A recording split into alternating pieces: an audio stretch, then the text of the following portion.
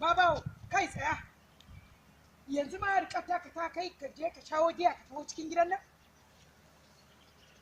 Giya kuma? To me ka sha? Giya na sha. Amma kake tangadi kake malagin kamar za ka faɗi? Farau. To bari in gaya maka. Ba zan yi da wannan kaskancin ba. Bari babanka idawo maka. Ni sai na gaya masa. Inda ni wannan gidan ubana ne. Babu wanda ya sa na da abin da ya mata.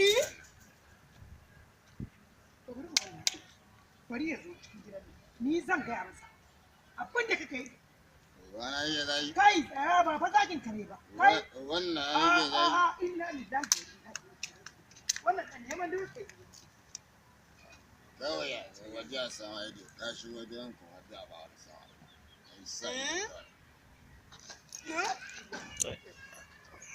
Zai shige min ɗaki.